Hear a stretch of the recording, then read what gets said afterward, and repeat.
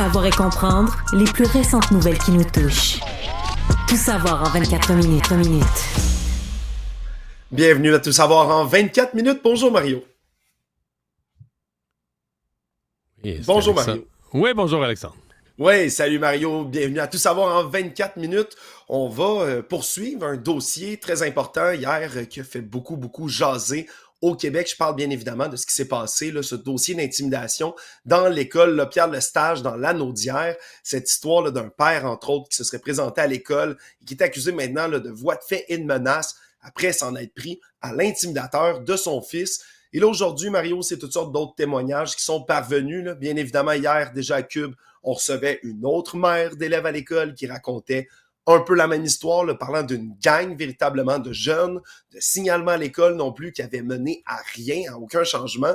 Et là, aujourd'hui, on a eu aussi la conjointe du père qui a été arrêté, qui s'est portée à la défense et de son enfant et du père en question là, pour expliquer la situation qui était, là, somme toute, là, d'une longue durée, qui persévérait et qui perdurait. Et non seulement on a eu droit à ce témoignage de la mère, mais également du frère là, d'un autre petit garçon qui lui aussi se faisait intimider et qui a raconté un peu là, des gestes d'intimidation qui ont été subis récemment.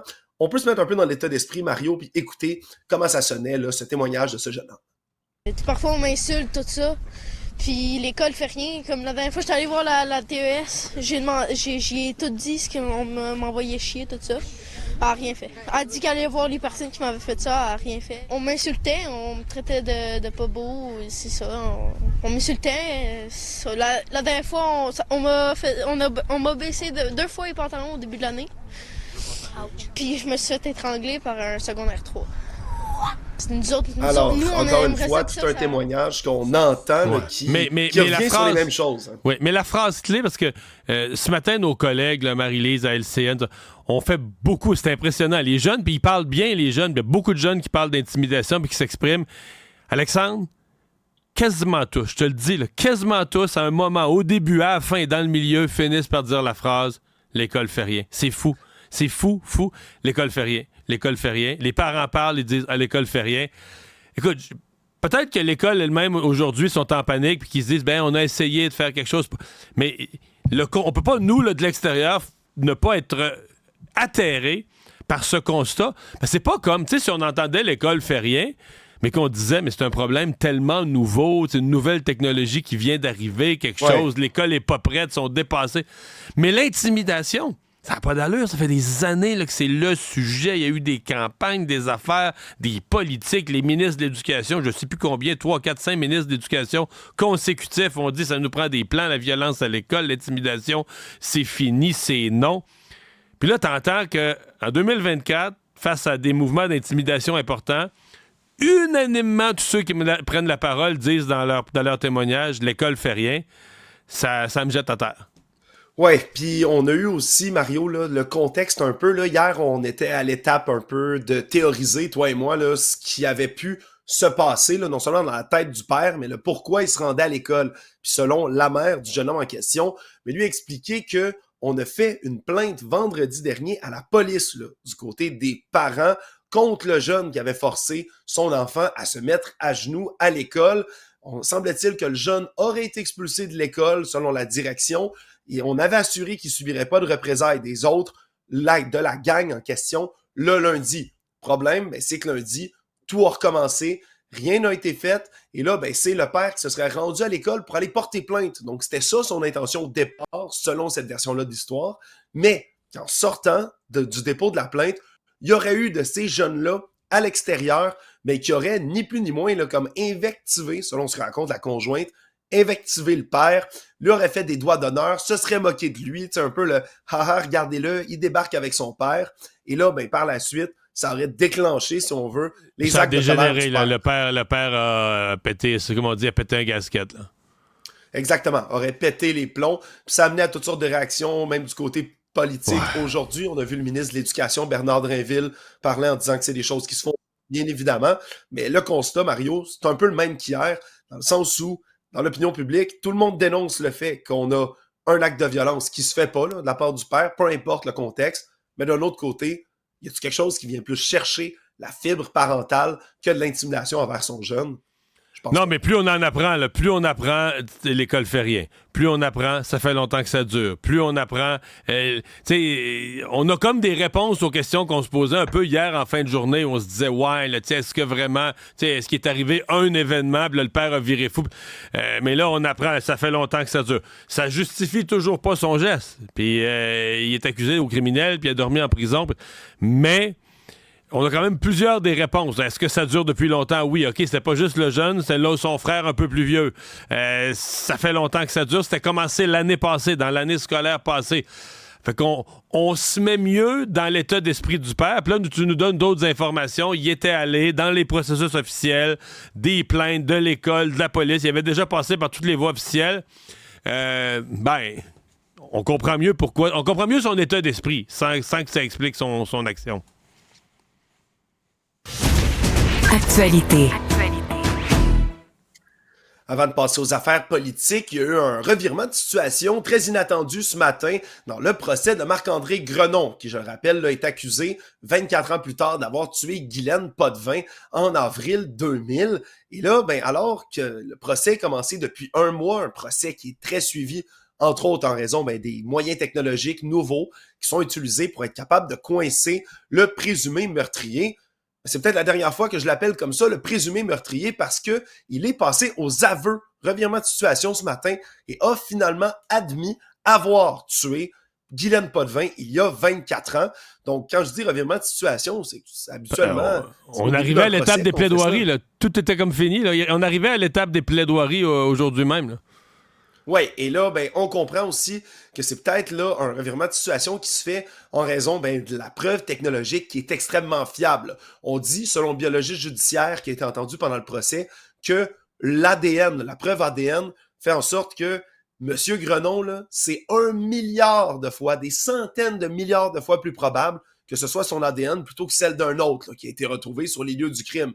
Et donc, pour l'instant, on a admis d'avoir commis le meurtre, mais, fait étonnant, Marc-André Grenon ne plaide pas coupable aux accusations et de meurtre prémédité, donc de meurtre premier degré, et d'agression sexuelle grave, les deux autres chefs qui portaient contre lui, ce qui fait en sorte qu'on va y aller pour une espèce de meurtre deuxième degré. Et du côté de la défense, on a expliqué que ce serait plutôt un motif de vol, d'aller vouloir voler l'appartement, que Marc-André Grenon aurait commis le geste par la suite. Du côté déjà de la couronne... Parce que tu comprends que la défense... les experts, ce qu'ils nous disent, c'est que si tu... D'abord, tout ce qui peut... Une fois que tu acceptes que c'est toi qui as causé la mort, là, tu vas être condamné pour meurtre. Tu vas pouvoir avoir une sortie, une libération plus hâtive si c'est un meurtre sans préméditation qu'avec préméditation. Et donc, le cas d'une agression sexuelle, ce que les experts ou les avocats criminalistes nous disent, si tu as commis une agression sexuelle puis que tu assassines la personne en faisant l'agression sexuelle, t'as beau dire « Ouais, mais moi, mon but, c'était pas de la tuer », le fait que ça se produise en cours d'agression sexuelle, ça devient meurtre premier. C'est comme si la personne meurt. La même règle s'applique si la personne meurt pendant une prise d'otage. T'sais, si t'es pendant une prise d'otage, la personne, tu la tiens prisonnière, puis elle décède, le code criminel dit, même si tu dis que c'était pas prémédité, ça devient un meurtre. Et donc, il n'y a pas le choix de nier, d'une certaine façon, l'agression sexuelle. L'exemple qu'il va probablement essayer de plaider, c'est si c'est un vol, hein, si tu fais un vol, puis que dans le cours du vol, la personne se débat ou se bat, il y a une bagarre qui s'ensuit. Là, tu peux toujours dire, j'avais pas prévu l'assassiner, c'est arrivé par accident dans le cadre du vol. Et là, tu pourrais t'en sortir avec un meurtre deuxième degré. C'est ma compréhension de ce qu'essaie de faire la défense, mais qui est en même temps un aveu cruel que, tu sais, je me mets... je prends ça trop au pied de la lettre, mais tu sais, pendant 24 ans, là, t'as caché ça. Pendant tout un procès, t'as rien dit. Puis là, devant une preuve béton, tu dis « Ouais, c'est moi qui l'ai faite. » Mais c'est pas ça que je voulais faire. C'est ça, ouais, mais je venais la voler. Mais du côté de la couronne, justement, Mario, aujourd'hui, on a balayé cette explication-là du revers de la main, là, en disant que sur place, non seulement il y avait des objets de valeur qui n'ont pas été dérobés dans la pièce en tant que telle, que la victime dans cette histoire-là, Guylaine Potvin, a bel et bien été agressée. On a trouvé une boîte de condoms à côté. Et donc, on a toutes sortes de preuves qui démontrent qu'il y a eu agression. Ça va être difficile à prouver là, du côté de la défense, ou du moins argumenter qu'on est dans un Mais c'est devant le jury. degré. C'est devant le jury. Donc, le jury va écouter tout ça, puis c'est les plaidoyers, puis on va voir ce que ça va faire. Mais en tout cas, disons qu'un matin, ça a tombé comme toute une surprise quand cette nouvelle-là, quand la défense, parce que c'est comme un peu la défense qui a transmis là, cet aveu, cette reconnaissance que c'est bien lui, l'individu qui est entré chez Guylaine Potvin dans la nuit du 27 au 28 avril 2000, quand cette info-là est tombée. Je pense que beaucoup de gens au Québec ont fait le saut. Là. Savoir et comprendre, tout savoir en 24 minutes. De retour sur la politique provinciale, Mario, mais qui fait donc encore parler de lui aujourd'hui? C'est encore Denis Coderre qui a donné non seulement une entrevue à nos collègues là, du bureau parlementaire du Journal de Montréal, Journal de Québec, mais qui en a profité aussi pour aller lancer aujourd'hui à Québec sa nouvelle campagne, une croisade, Mario, une mission contre la menace séparatiste, c'est comme ça qu'appelle M. Coderre, et donc qui lance le mouvement Non Merci, qui rappelle bien évidemment le slogan du non lors du référendum des années 80.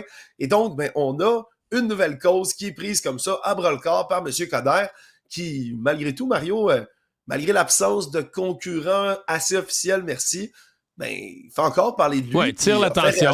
Mais là, aujourd'hui, il m'a fait rire quand même, parce que ça me faisait penser, tu sais...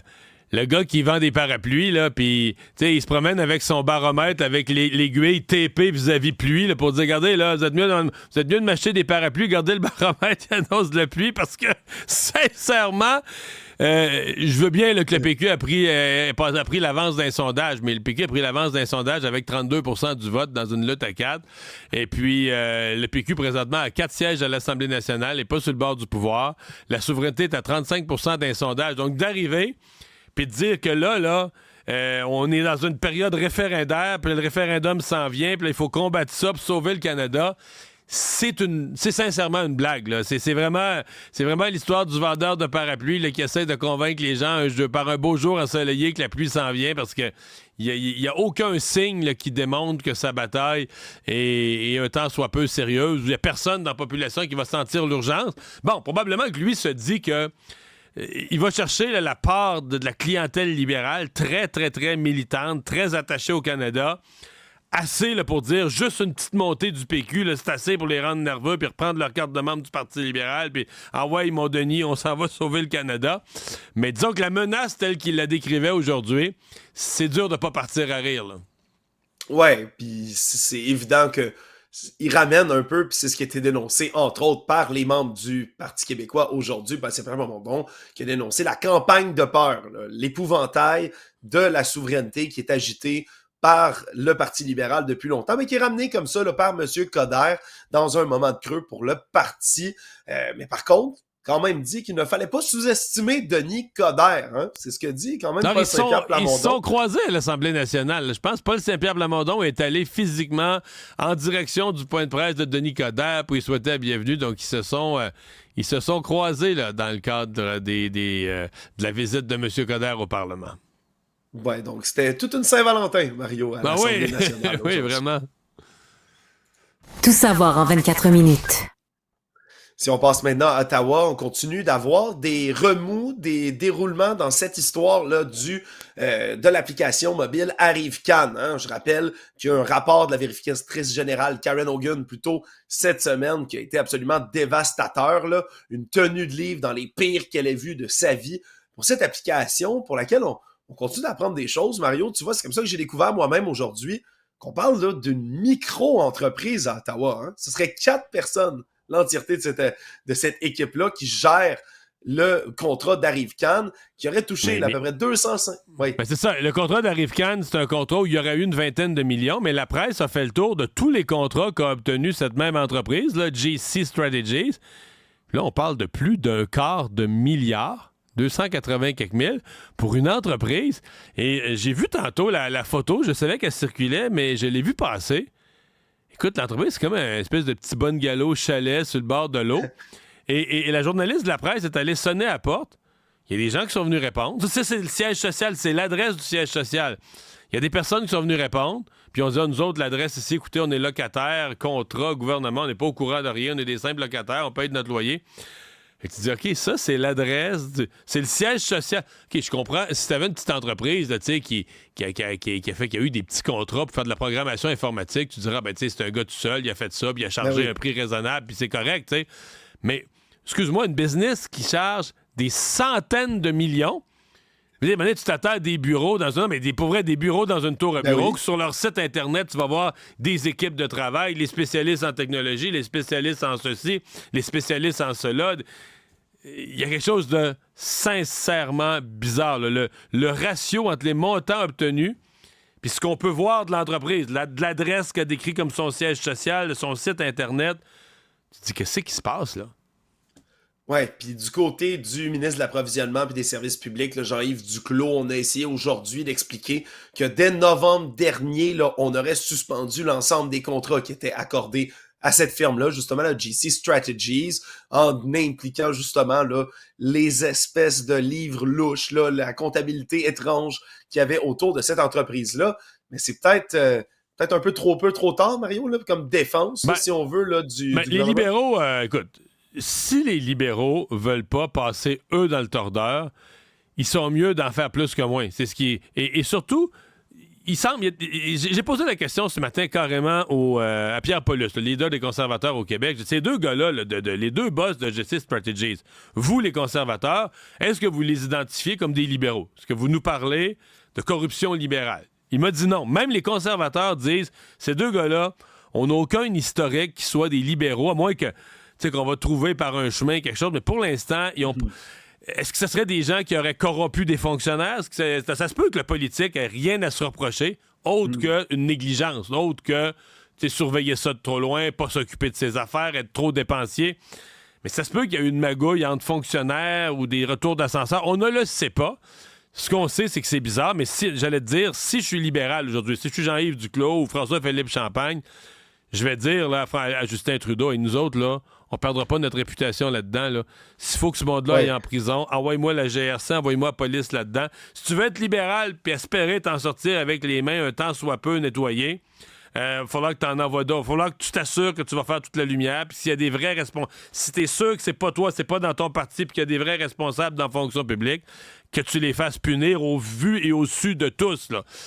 C'est peut-être ce que les libéraux vont faire pour essayer de se décoller de ce scandale qui, naturellement, va avoir tendance à leur coller. Tout savoir en 24 minutes. C'est pas les seuls problèmes de contrat, Mario, auxquels font face en ce moment le gouvernement libéral, parce qu'on a appris cet après-midi que des fabricants canadiens de masques et d'équipements de protection individuelle, bien sûr, je parle d'équipements de protection contre la COVID-19, qui vont demander là, en cours plus de, attachez votre tuque, 5 milliards de dommages et intérêts au gouvernement fédéral.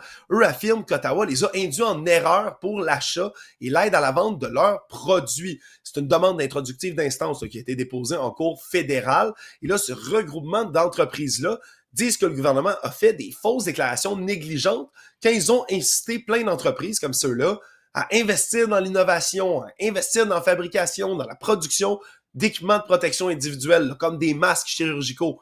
Par exemple. D'autant ils l'ont fait, puis finalement, on n'a jamais acheté leurs produits.